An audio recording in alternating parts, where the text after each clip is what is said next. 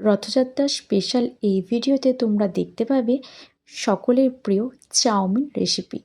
রথযাত্রার দিন যাতে সকলেই এই চাউমিন রেসিপি তৈরি করে বাড়িতে খেতে পারে তার জন্যই আমরা বানাবো এটা একেবারে সম্পূর্ণ নিরামিষ পদ্ধতিতে। তার সাথে আমরা স্পেশাল একটা জায়গায় বেড়াতে গিয়েছিলাম যেটা রথযাত্রার সঙ্গে সম্পর্কিত। তোমরা ঠিকই ধরেছো, দীঘার জগন্নাথ মন্দিরে। সেইটারই ভিডিও আমি তোমাদের সাথে শেয়ার করব। সন্ধেবেলায় আমরা দীঘা স্টেশনে নেমে একটুখানি সমুদ্র সৈকতের দৃশ্য উপভোগ করে নিলাম। খুবই ভালো লাগছিল। চারিদিকটা একেবারে অন্ধকার আর প্রচণ্ড জোরে হাওয়া দিচ্ছিল, ভীষণই ভালো লাগছিল। আর প্রচুর লোক এখানে বেড়াতে গিয়েছিল। তোমরা দেখতেই পাচ্ছ, সেই ভিডিওটাও আমরা তুলেছি এবং দেখানোর চেষ্টা করেছি। এটা হচ্ছে বিকেলের দিকের একটা ভিডিও, যেটা ভীষণই সুন্দর লাগছে, মানে ভিউটা অসাধারণ লাগছে। বিকেলে সমুদ্র সৈকত থেকে আমরা চলে গিয়েছিলাম দীঘার বিখ্যাত জগন্নাথ মন্দির, যেটার দৃশ্য এখানে ভিডিওতে অসাধারণ লাগছে, সেটা তোমরা দেখতেই পাচ্ছ। আর অনেকেই তোমরা ওখানে গিয়ে দেখেছো, তোমরা মানে দৃশ্যটা সত্যিই তোমরা বলবে কত সুন্দর দৃশ্য, মানে কত ভালো লাগছে মন্দিরটা। ঠাকুরের মুখটা আমরা খুব ভালোভাবে তুলতে পারিনি, দূর থেকে যতটা পারা গেছে এই যে তোমরা দেখতে পাচ্ছ এইভাবে করে তোলার চেষ্টা করেছি। আর ঠাকুরের কোনো ফটো আমরা তুলতে পারিনি, ভেতর থেকে তুলতে দেয়ও নি। বাইরে যতটা পেরেছি ভিডিও করার চেষ্টা করেছি, যতটা পেরেছি সুন্দর করে তোমাদের দেখানোর চেষ্টা করেছি। তোমরা দেখো, তোমাদের নিশ্চয়ই খুব ভালো লাগবে। ঘরে বসে দীঘার জগন্নাথ মন্দির দর্শন তোমাদের কীরকম লাগলো অবশ্যই কমেন্টে জানিও। আর এবার তৈরি করে দেখাবো কিভাবে তোমরা নিরামিষ পদ্ধতিতে তৈরি করে ফেলবে চাউমিন রেসিপি। তার জন্য আমরা একটা পাত্রে প্রথমে জল নিয়ে নেব। জলটা ভালো করে গরম করে নিয়ে শুকনো চাউমিনগুলো আমরা গরম জলের মধ্যে দিয়ে চাপা দিয়ে দেবো 10 মিনিটের জন্য। ভালো করে নেড়েচেড়ে নিতে হবে যাতে চাউমিনটা পুরো গরম জলের মধ্যে ডুবে গিয়ে একেবারে ভিজে যায়।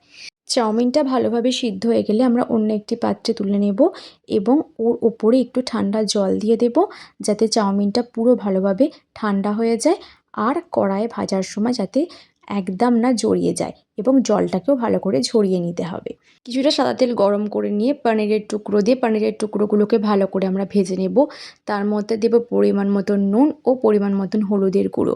পনিরগুলো ভাজা হয়ে গেলে অন্য একটি পাত্রে তুলে নেব।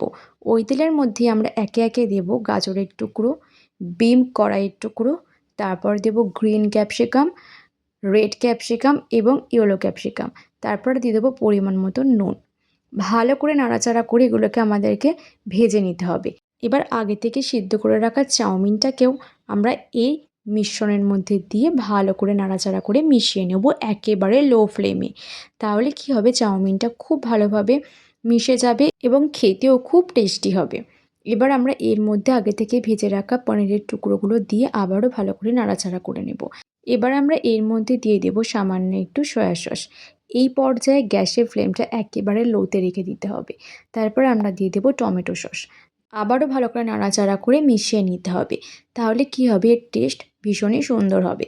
এবার অন্য একটি পাত্রে আমরা গোটা ধনে, গোটা জিরে, একটা বড় এলাচ, একটা স্টার অ্যানিস, দারচিনি, জয়িত্রী, জায়ফল, ছোটো এলাচ, গোলমরিচ আর কয়েকটা লবঙ্গ আর দুটো শুকনো লঙ্কা, সবকটিকে ভালো করে আমরা শুকনো কড়াই ভেজে গুঁড়িয়ে নিয়ে সেই গুঁড়ো মশলাটাকে আমরা চাউমিনের মধ্যে অ্যাড করে দেব। তাহলে টেস্টটা একেবারে অন্য পর্যায়ে আসবে। এবার আমরা ওপর থেকে একটু টমেটো সস ছড়িয়ে গরম গরম পরিবেশন করব নিরামিষ চাউমিন। ভিডিওটি ভালো লাগলে অবশ্যই একটা লাইক করে দেবে আর চ্যানেলটিকে অবশ্যই সাবস্ক্রাইব করে দেবে। বাড়িতে বসে জগন্নাথ দেবের অসাধারণ এই মন্দির দর্শন, তার সাথে নিরামিষ চাউমিনের রেসিপিটি তোমাদের কেমন লাগলো অবশ্যই আমাকে কমেন্ট করে জানিও।